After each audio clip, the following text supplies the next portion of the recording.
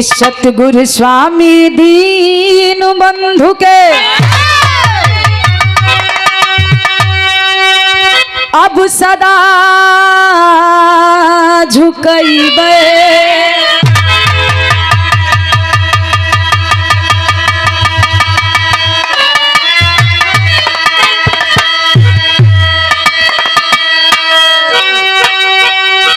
दुखियन ऊपर दया करी अब जय हो दीना।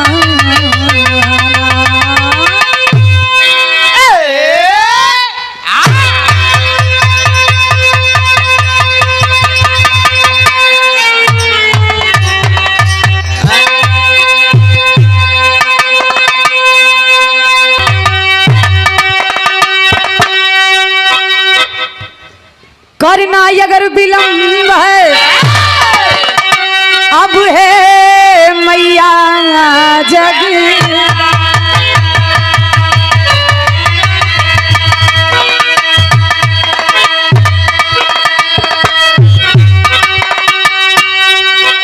कि तब तक आए संभारिए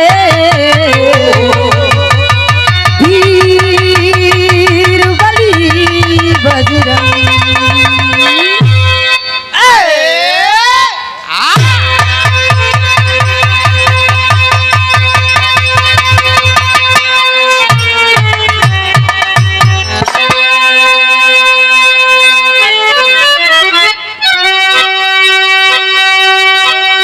शारदे सरस्वती श्वेत पद्मासनी तेरे हाथों में भक्तों का पानी है।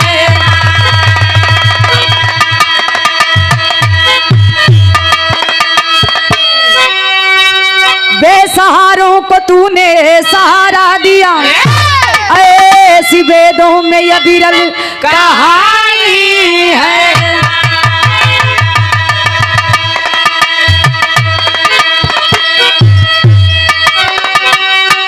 आज तरुणी भंवर बीच उलझी हुई पार कर दे ये मौसम तूफानी है।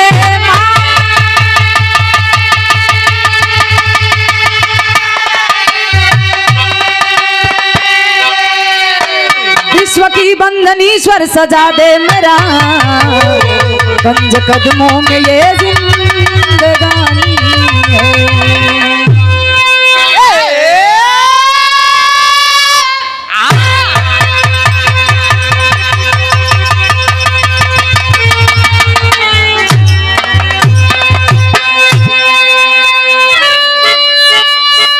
क्या बात, वाह, ओहो, जियो जियो, वाह, बहुत अच्छे, क्या बात है।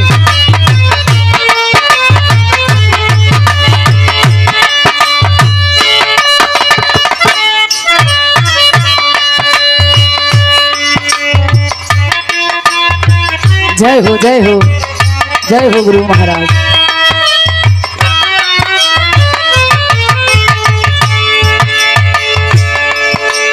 सारे तीर्थ धाम आपके चरणों में,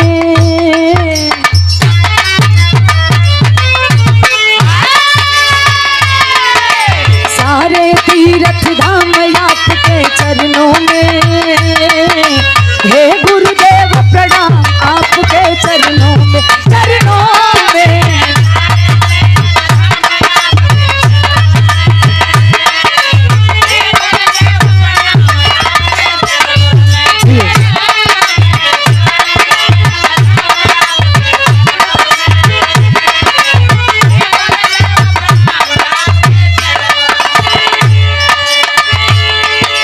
हृदय समा गौरी लक्ष्मी,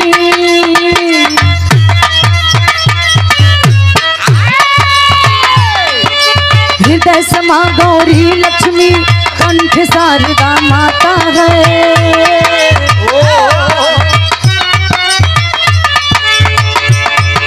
हृदय समा गौरी लक्ष्मी, कंठ शारदा माता है। जो भी मुख से वचन लियो वो वचन सिद्ध हो जाता है।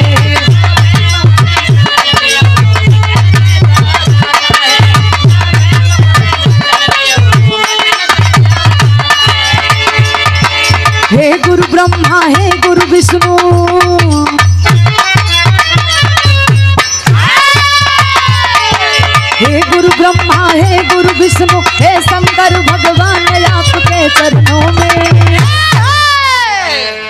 हे गुरुदेव प्रणाम आपके चरणों में, चरणों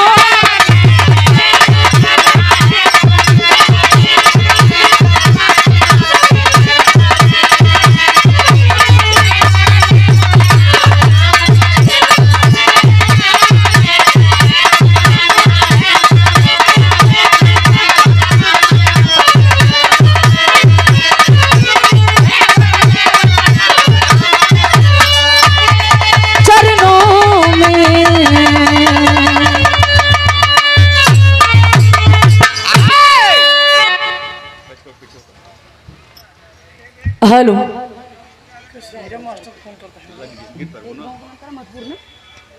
सर्वप्रथम ऐतिहासिक पावन धरती मधुपुर की ऐतिहासिक पावन सरजमी को प्रणाम करते हुए और अच्छा संजय चौराहा बहुत बहुत नमन अभिनंदन ऐतिहासिक धरती के।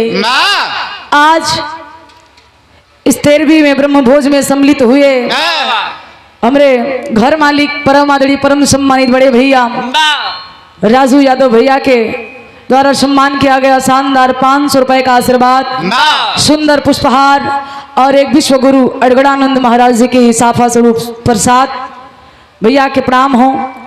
और उनके आज बाबूजी के 13वीं में सम्मिलित हुए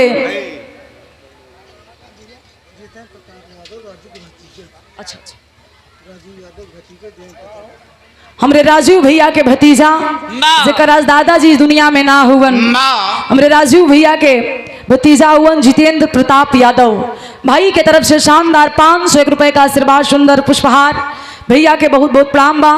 मालिक से ही कामना रही कि स्वर्ग में बाबूजी के ऊंचा स्थान मिले और ये परिवार पे अपन छत्र छाया आशीर्वाद यूं ही बरसाते रहे। भैया नाम पहले का बोला कछु पहले का दैया। और ये देखें सम्मान किया गया आप धर्म के गार्जियन सारनाथ बनारस की ऐतिहासिक धरती से चलकर आए, हरौआ की ऐतिहासिक पावन सरजमी से जो कि बिरहा की धरती है, बिरहा का गढ़ है। आप आदरणीय सम्मानित बड़े भैया सुशील यादव आपके द्वारा शानदार ये 2000 रुपए दे के सम्मान किया गया। एक बार जोरदार ताली बजा के आप लोग स्वागत कर दीजिए।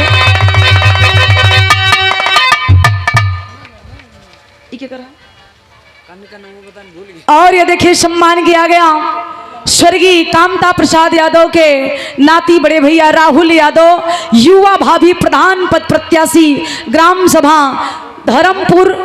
ए भैया ऐतिहासिक धरती को नमन बंदन करते हुए से कहले भैया हम बिरहा लोकगीत गायिका ज्योति यादव पट्टी प्रतापगढ़ की ऐतिहासिक धरती से झूठे यादव ये सब हमार बनावे नहीं बैठा है, हमार बिगाड़ा ही खाती रही है। तोहरिया में खाला तोहरिया पतरी में छेद करेला। अच्छा तू तो बड़ा अच्छा काम करते हुआ। हाँ ई असली हुआ पगल, हम झूठ कहाँ बोले हैं। पूरा जिलवा चेंज कर देलू भाई। कौन जिला? जौनपुर हो गई है अब। पागल हमार जन्म भूमि प्रतापगढ़ बा, वो हमेशा प्रतापगढ़ रही।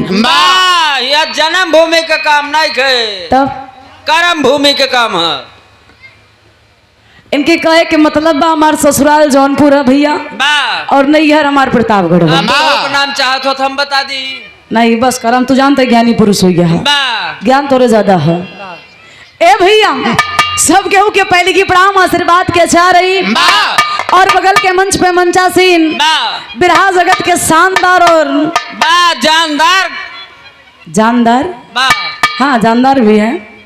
और हमारे भैया एक लड़का के बाप पतो हुआ वाली है, लेकिन कबो अपने आप के ही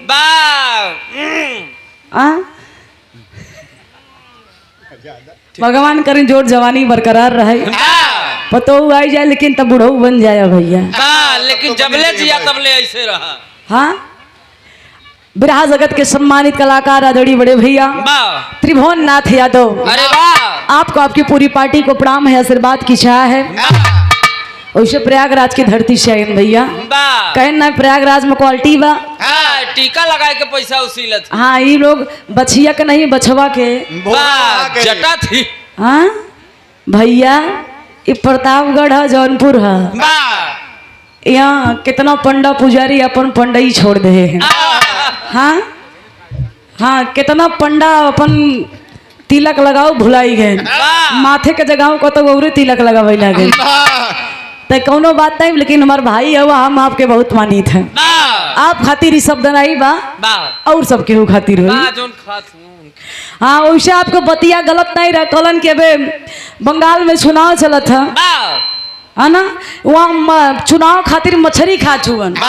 हम और आप पागल है, सच्चाई है बा। उ लोग चुनाव खातिर मछली ना खा चुअन, उ लोग पहले से मछली खात रहलन। तो पोल खुल गई चुनाव में और पहले से खात रहे। वैसे कुछ कहावत नहीं, कितना हम देखी तो तिलक लगाए टहरी हैं और साझे के जब पहुँच जाई कहीं तिलक उलक हटा हुआ साला दिन भर मूड खराब हो गया, तनी मिजाज बने तो का करबो भैया, ई जमाना बा। ए भैया आई समय के बड़ा भाव है, वैसे समय भी बहुत कम है। हाँ हमारे पास बहुत बा, टेंशन जिला हम बताइला। हिंदुस्तान के संस्कृति है, सभ्यता है बाबूजी। कोई भी शुभ कार्य करने से पहले आप सामान चेक कर लेना चाहिए। तो तोरे सामाने में गड़बड़ी है, हमारे एक नंबर की है भैया। देखा दादा चचा लोग बैठे लोग बुरा मत मनी। हाँ भैया आपो बैठ जा, अच्छा नहीं लगत बाप खड़ा हुआ। सामान के मतलब स्टैंड माइक साउंड सर्विस भाई के एक नंबर के है, बहुत बढ़िया सिस्टम बा। यही तरह बाजत रहे चाहिए बजावा चाहिए इनका बाबू। अच्छा इनकर बाबू कहाँ बजाई हैं? वो घरे में बजावनन। इतवार का लागेलन सगे साढ़ू लागेलन। बा भैया कलजुग है, इनकर दोस्त नहीं बा। ये हमारे पुरनिया दादा लोग कहावत कहलन, देवता में हनुमान और रिश्ता में सड़ुआन। कलजुग में दुइये जने पूजा जाते हैं, हर रिश्तेदारी सुशील भैया दूर हुई। बनारस से आइल हुआ सड़ुआन का रिश्ता मजबूत हुई। ए भैया का करबा, ये जमाना है, यही के नाम हो कलयुग। और ये देखे परी यादव रम्या यादव के दादा जापान यादव। अच्छा बहुत बहुत धन्यवाद, पूरा देशवा ही आ गया है। शानदार, ये दूसरी बार 100 रुपए दे के हौसला बढ़ाया गया। बाबूजी के चरणों में प्रणाम, आशीर्वाद के चाह रही। वाह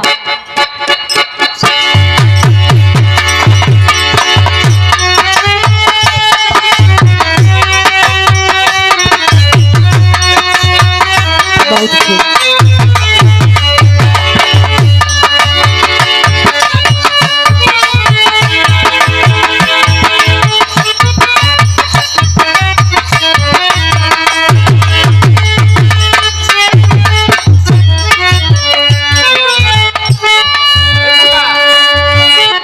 बड़े भैया बाबा गुप्ता आपके द्वारा ये 100 रुपया के आशीर्वाद, बहुत बहुत प्रणाम है, आशीर्वाद की चाह है। श्री माता प्रसाद यादव धर्मपुर की ऐतिहासिक धरती से आपके द्वारा दूसरी बार 100 रुपए दे के हौसला बढ़ाया गया, बहुत बहुत प्रणाम, आशीर्वाद के चाह रही। बड़ी सुंदर तर्ज, एगो पत्नी और पति के बीच की बात है। पति और पत्नी में अथाह प्रेम होता है, उस प्रेम का कोई पता नहीं लगा सकता, कोई था नहीं लगा सकता।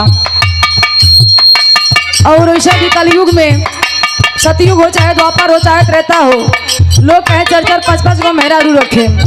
फिर मोहन भैया एक कलयुग में एक मेहरारू रखल अपार हो ना। अरे हम जाना थे केहू केहू के बस के बाद उठे रख लें, लेकिन सबके बस के नहीं बा। एक मेहरारू पसीना छोड़ देते खर्चा इतना मेरे मास्टर साहब। राज के बात राज रहे चाहिए। ए भैया कहे दुल्हन का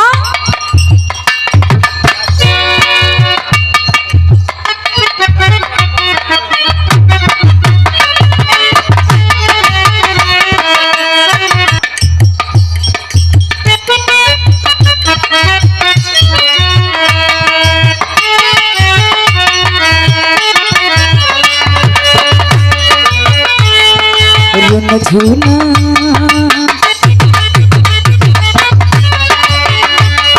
झूना झूना झूना बाजे सितार।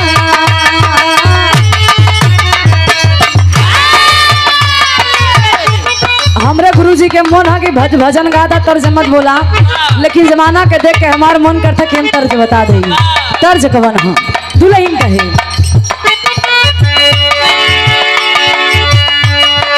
कैली भरोसा तोहार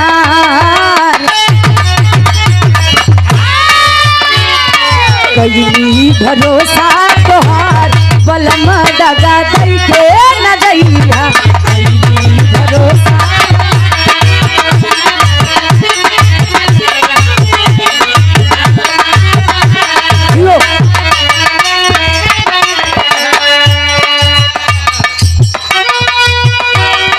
साची पीरितिया हमार हो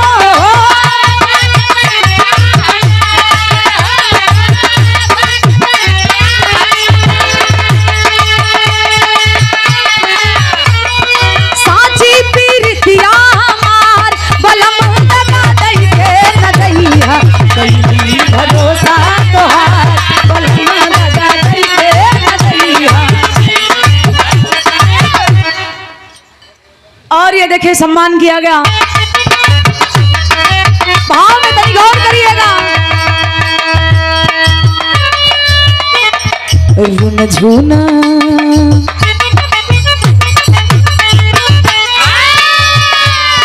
झूना झूना बाजे सितार।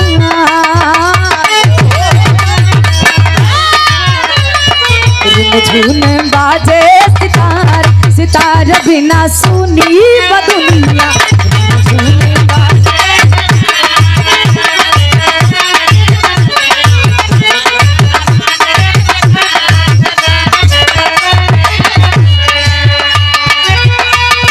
सारे गमा छंद अलंकार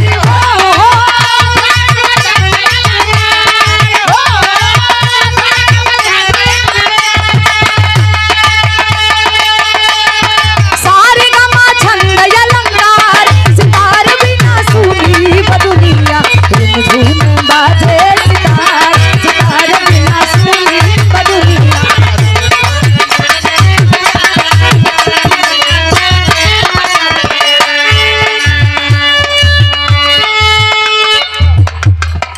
बाबा गुप्ता बरजी के ऐतिहासिक धरती साहब के द्वारा दूसरी बार 100 रुपए का आशीर्वाद और ये तीसरी चौथी बार सम्मान किया गया। रुपए नहीं मेरे लिए आशीर्वाद है। आप आदरणीय सम्मानी श्री जो कि नाम के मोहताज नहीं है, श्री डॉक्टर मोहन यादव, आपके द्वारा ये कलाकारों का हौसला बढ़ाया जा रहा है। गार्जियन के चरणों में प्रणाम आशीर्वाद की प्रतीक्षा।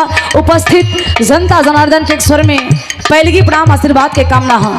गौर करिएगा अंतरे के लाइन में हम ज्यादा ना मात्र 2 लाइन गाई बस। अंतरा के लाइन में कवि जी बड़ी ऊंची बात लिखत हुवन। इस समाज के बदलत विचार के देख के लोगन के अंदर लालच बढ़ गई बा, केकर पाई केकर हड़प ले ई ना होके के चाहिए। कवि जी यही खातिर समाज के देखते हुए बड़ी सुंदर लाइन के संकेत कैलन का भैया।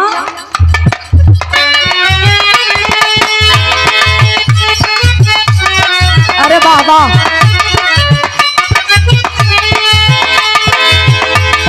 सबका के फूल दे दा हमरा के आटा।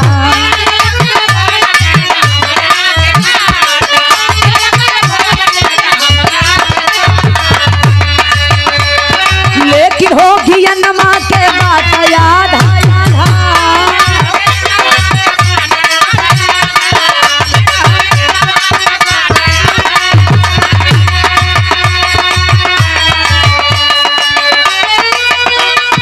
टूट नहीं गितिया के तार।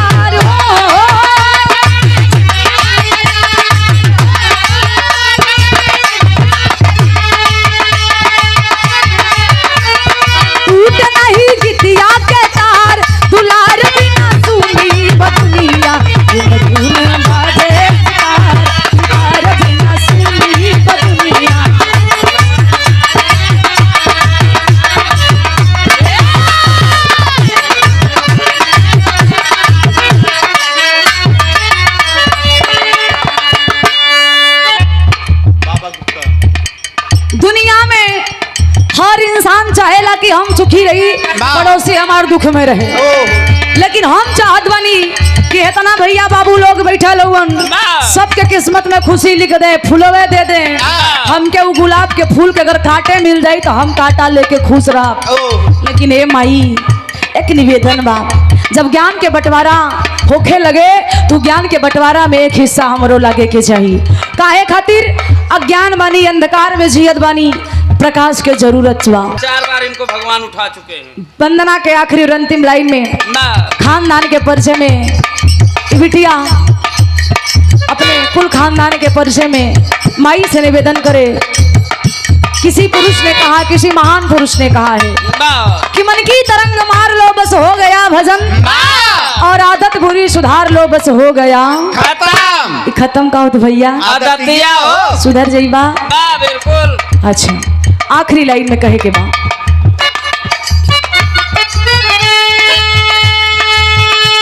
अरे गुरुवर बिहारी डॉक्टर मोहन यादव, पुनः वही छाया हुआ नाम श्री गुरुवर बिहारी रामदेव के घराना।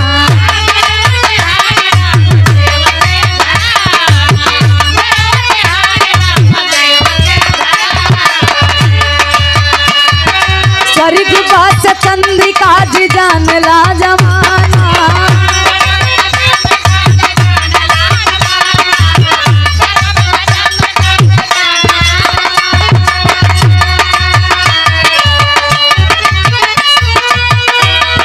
ज्योति पे कई का उपकार हो,